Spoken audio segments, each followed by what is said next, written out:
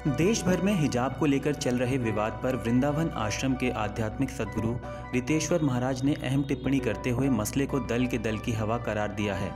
राज्य सरकार से छत्तीसगढ़ में शराबबंदी शीघ्र करने की मांग की। रितेश्वर महाराज ने कहा कि प्रदेश में भाजपा हो या कांग्रेस या फिर किसी भी पार्टी की सरकार क्यों न हो, यदि जनता से वादा करके आए हैं तो वादे को शक्ति के साथ पूरा करें।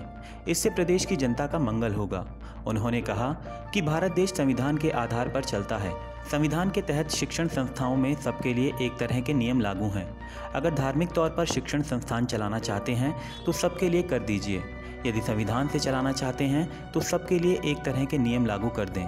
आप भी सुनिए आध्यात्मिक सद्गुरु रितेश्वर महाराज ने क्या कुछ कहा, उन्हीं की जुबानी।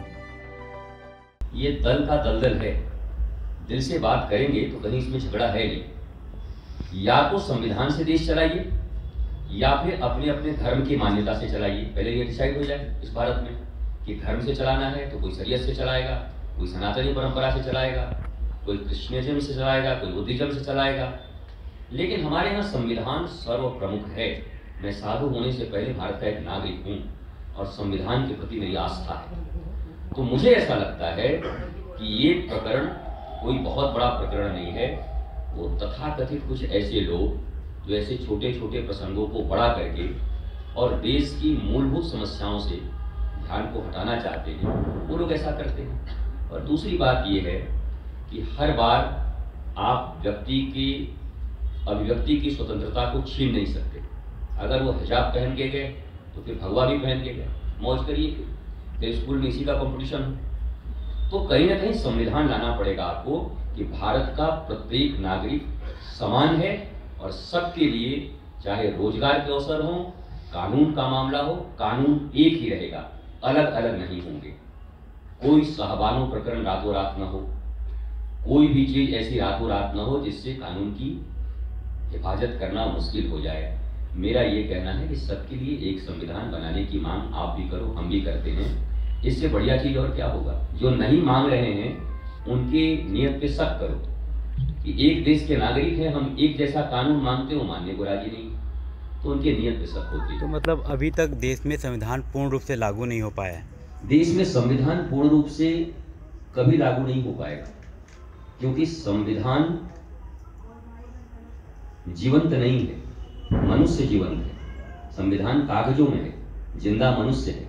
संविधान मनुष्य के लिए बनते हैं, मनुष्य संविधान के लिए नहीं बना है। मनुष्यों की हिफाजत, मनुष्यों के बचने बढ़ने और मनुष्यों के आराम के लिए संविधान बनाए जाते हैं। हम संविधान के लिए नहीं बने तो हमें मुनाफा नहीं होगा, हमें टैक्स रेवेन्यू नहीं मिलेंगे और फिर हम ये विकास नहीं कर पाएंगे। तो मेरी समझ से ये चीज बाहर है कि पहले शराब पिलाओ, फिर शराब से वो पागल हो, बीमार हो, पत्नी मारे, घर लूटे, बच्चे को न पढ़ाए और फिर ऊपर से आप उसको 2000 रुपए का अनुदान दो कि देखो जी मैं 2000 रुपए का अनुदान दे रहा हूँ। शराबबंदी होनी ही चाहिए, चाहे वो डॉक्टर रमन सिंह की सरकार हो, चाहे वो भूपेश बघेल जी की सरकार हो। मानवीय संवेदना के आधार पर, और जब यहाँ सरकार बन रही थी तब भी मैं था और हमारी चर्चा हुई थी और उन्होंने कहा भी था। मैं तो बहुत साल के बाद आया हूँ, मुझे विश्वास है कि जो जो वादा करके आए हैं वो जरूर निभाएंगे, लेकिन जल्दी निभाना चाहिए। हमें रेवेन्यू नहीं चाहिए।